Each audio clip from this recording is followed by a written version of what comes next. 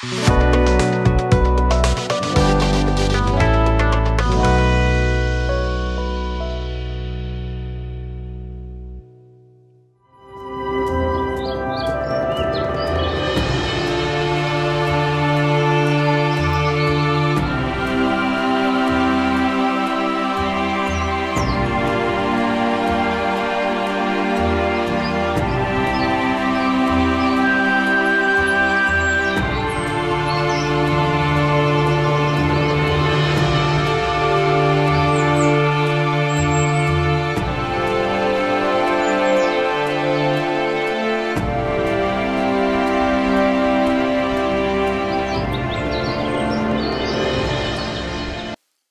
जीशु ख्रीष्ट अति बहुमूल्य नाम संपर्क इंडिया द्वारा प्रस्तुत कार्यक्रम नुआ सकाल आशार आज अध्याय मुझे आंतरिक अभिनंदन सहित स्वागत जनाए। प्रभु आपण मान प्रत्येक को बाहुल्य रूपे आशीर्वाद करूँ। आपण मैंने दिन प्रतिदिन आम कार्यक्रम जड़ित हो धन्यवाद जनाए। अनुरोध करे आपंकर प्रियजन बंधुवर्ग जो मैंने कार्यक्रम सहित पर्यंत जड़ित ही ना दयाकोरी जनातु से स्वल्प समय कार्यक्रम आपण मानकर समय को ध्यान रखी ए कार्यक्रम आम बनईचु जेपरी प्रतिदिन सकाल आप छोट संवादटी पाइपर। तेणु आपण प्रियजन मान जनवाई आपण भूलिबे नहीं। आज आम जो प्रसंग आलोचना करवा आलोच्य प्रसंग होची अभियोग काहींकी।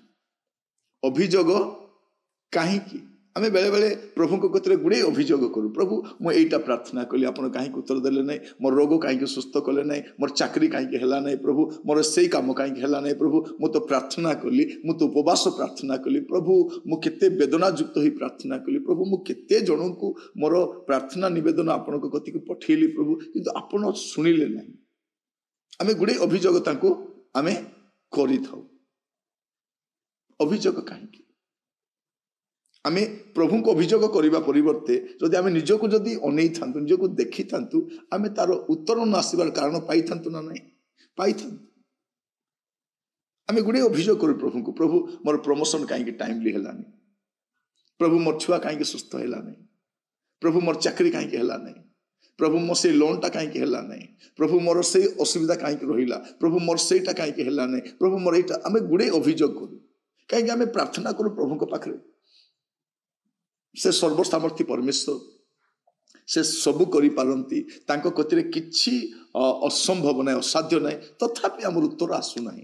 तो आम भावुँ कौन पाए अभियोग भितर गोटे अभियोग प्रभु मोर अभियोग को शुणिले नहीं, प्रभु मोर गुहारी को शुणिले नहीं, यहाँ आम भितर बेले बेले उंकी मारी था।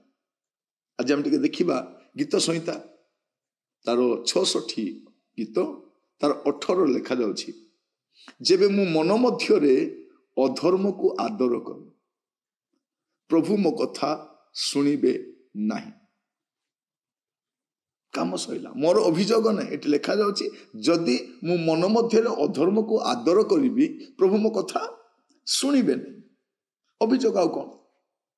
प्रभु जदि आपण को गुहारी शुणु ना, प्रभु जदि आपण को प्रार्थना शुणु ना ता पछरे गोटे कारण अछि कौन जे आपण को जीवन रे किछि ना किछि तो गोटे रही जोड़ा आपण आ दृष्टि दौना गुड़े दिन रही आसी कौन हुए ना पाप जदि बहुत दिन आम भीतर रही जाए आ पाप परी लगे नहीं पाप देह सुआ ही जाए आपण पाप सहित बंचवा आरंभ करती से आपन को पाप पाप भली लगे नहीं केमती लगे चलो मो समस्ते तो करुँच मु भी से किंतु नुह ये आम देखुचु कौन जेबे मो मन मध्य अधर्म को आदर करे प्रभु मो कथा शुणिबे नहीं।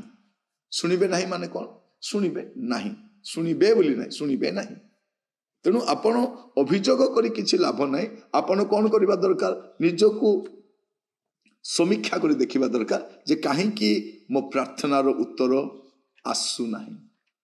आज मु आपण कहिबा पई चाहे अभियोग करिबा परिवर्ते आप निजको समीक्षा करंतु, निज विषय मनोयोगी हुंतु, आप निजको देखंतु जे काहींकी मोर उत्तर आसुना, काहींकी प्रभु मोर गुहारी शुणुना, काहींकी ए कथाटी होउनी, मु गुड़े चेष्टा कले भी काहींकी होउना। आपण टिके जदि निजको भलो करके देखिबे आपण जानि परिबे जे प्रभु को ठारे प्रॉब्लम नहीं, प्रॉब्लम आपण को ठारे अछि। ଆପଣ ଟିକେ ନିଜକୁ ଦେଖନ୍ତୁ, ଯଦି ଆପଣ ଦେଖିବେ ଆପଣ ଜାଣିପାରିବେ। ହିତୋପଦେଶ ତାର 28 ପର୍ବ 9 ପଦରେ ଲେଖାଯାଏ, ଯେଉଁ ଲୋକ ବ୍ୟବସ୍ଥା ଶୁଣିବାରୁ ଆପଣା କର୍ଣ୍ଣ ଫେରାଏ ତାର ପ୍ରାର୍ଥନା ହିଁ ଘୃଣାର ବିଷୟ ହୁଏ। କୋଉଟା ଘୃଣାର ବିଷୟ ହୁଏ? ତାର ପ୍ରାର୍ଥନାକୁ ପ୍ରଭୁ ଘୃଣା କରନ୍ତି। ମାନେ ଆପଣ ଯେଉଁ ଆପ୍ଲିକେସନଟା ଦେଇଛନ୍ତି ସେଇଟା ରିଜେକ୍ଟେଡ୍ ହେଇଯାଏ। ଆପଣ କ'ଣ କ'ଣ ଲେଖିଛନ୍ତି ବଡ଼ ବିଷୟ ନୁହଁ। ଆପଣ ହୁଏତ ବଡ଼ ବିଷୟ ଲେଖିଥାଇପାରନ୍ତି, ଛୋଟ ବିଷୟ। ପ୍ରଭୁଙ୍କ ପାଖରେ ବଡ଼ ଛୋଟ କିଛି ନୁହେଁ, ପ୍ରଭୁ ସବୁ କରିପାରନ୍ତି। କିନ୍ତୁ ଯଦି ଆପଣଙ୍କ ଜୀବନରେ କିଛି କରୁନାହାନ୍ତି ତାମାନେ ପ୍ରୋବ୍ଲେମ ସେଇଠି ନାହିଁ, ପ୍ରୋବ୍ଲେମ ଆପଣଙ୍କ ପାଖରେ ଅଛି। ତେଣୁ ଲେଖାଯାଉଛି କ'ଣ? ଯେଉଁ ଲୋକ ବ୍ୟବସ୍ଥା ଶୁଣିବାରୁ, ପ୍ରଭୁଙ୍କ ବାକ୍ୟ, ପ୍ରଭୁଙ୍କର ଯଥାର୍ଥ ବାଣୀ, ପ୍ରଭୁ ଯାହା କହୁଛନ୍ତି ତାହା ଶୁଣିବାରୁ ଆପଣା କର୍ଣ୍ଣ ଫେରାଏ। ପ୍ରଭୁ କହିଲା ବେଳକୁ ଆପଣ କର୍ଣ୍ଣ ଫେରାଇବେ, ଆଉ ପ୍ରଭୁ କର୍ଣ୍ଣ ଡେରି ଆପଣଙ୍କ କଥା ଶୁଣିବେ। ଏଇଟା କୋଉଠିକାର କଥା? ଆପଣ ଅଭିଯୋଗ କାହିଁ କରୁଛନ୍ତି? ଅଭିଯୋଗ କରିବା ପରିବର୍ତ୍ତେ ଆପଣ ନିଜକୁ ସମୀକ୍ଷା କରନ୍ତୁ, ନିଜକୁ ତର୍ଜମା କରନ୍ତୁ, ନିଜକୁ ଦେଖନ୍ତୁ ଯେ କ'ଣ ପାଇଁ ଉତ୍ତର ଆସୁନାହିଁ। ଆପଣ ଉତ୍ତର ପାଇଯିବେ, ଆଉ ଅଳ୍ପ ସମୟ ଭିତରେ ଆପଣଙ୍କ ସମସ୍ୟା ଗୁଡ଼ିକ ସମାଧାନ ମଧ୍ୟ ହେବ। ଲେଖାଯାଉଛି, ଯେବେ ମୁଁ ମନ ମଧ୍ୟରେ ଅଧର୍ମକୁ ଆଦର କରେ, ପ୍ରଭୁ ମୋ କଥା ଶୁଣିବେ ନାହିଁ। ମୋ କଥା ଶୁଣିବେ ନାହିଁ, ମୋ ବିଷୟରେ ଯେ ପ୍ରଭୁଙ୍କୁ ଜଣାଇଲେ ବି ଶୁଣିବେନି। ତେଣୁ ଆପଣମାନେ ଧାଇଁ ବୁଲୁଛନ୍ତି, ଘୁରି ବୁଲୁଛନ୍ତି, ଏଇ ଚର୍ଚ୍ଚ, ସେଇ ମିଟିଂ, ସେଇ ଦାସ, ଏଇ ଦାସ, ଆପଣ କୋଉଠି ଗଲେ ମଧ୍ୟ କିଛି ହଉନାହିଁ। ତାର ମୂଳ କାରଣ କ'ଣ? ତା ମୂଳ କାରଣ ଆପଣ ହିଁ ଅଟନ୍ତି। ତେଣୁ ଅଭିଯୋଗ କରିବା ପରିବର୍ତ୍ତେ ନିଜକୁ ଆପଣ ସମୀକ୍ଷା କରନ୍ତୁ, ଆପଣ ଉତ୍ତର ପାଇଯିବେ। ପ୍ରଭୁ ଆପଣଙ୍କୁ ଆଶୀର୍ବାଦ କରନ୍ତୁ। ଆସନ୍ତୁ ପ୍ରାର୍ଥନା କରିବା। ଅନୁଗ୍ରହକାରୀ ପିତା ପରମେଶ୍ୱର, ଆମେ ଆପଣଙ୍କୁ ଧନ୍ୟବାଦ ଦେଉଛୁ। ଅଳ୍ପ ସମୟ ପ୍ରଭୁ ଆପଣଙ୍କର ବାକ୍ୟ ଧ୍ୟାନ କରିବା ସମୟରେ ଆମେ ଦେଖିଲୁ ପ୍ରଭୁ ଆମର ଗୁଡ଼ିଏ ଅଭିଯୋଗ ରହିଛି, କିନ୍ତୁ ଆମର ଅଭିଯୋଗ ଗୁଡ଼ିକ ଭିତ୍ତିହୀନ ଅଟେ, କାରଣ ସମସ୍ୟା ଆମଠାରୁ ରହିଛି। ପ୍ରଭୁ ସେଗୁଡ଼ାକ ସଜାଡ଼ିବା ପାଇଁ ସାହାଯ୍ୟ କର, ପ୍ରତ୍ୟେକଙ୍କୁ ଆଶୀର୍ବାଦ କରନ୍ତୁ। ପ୍ରାର୍ଥନା ଶୁଣିଥିବାରୁ ଧନ୍ୟବାଦ, ଯୀଶୁଙ୍କ ପ୍ରିୟ ନାମରେ ମାଗିଲି, ଆମେନ୍। ପ୍ରଭୁ ଆପଣମାନଙ୍କୁ ପ୍ରତ୍ୟେକଙ୍କୁ ଆଶୀର୍ବାଦ କରନ୍ତୁ। ଆମେ ପୁଣି ଥରେ ନୂଆ ଅଧ୍ୟାୟରେ ଜଡ଼ିତ ହେବା ଆସନ୍ତାକାଲି। ବିଦାୟ ଦିଅନ୍ତୁ। ନମସ୍କାର।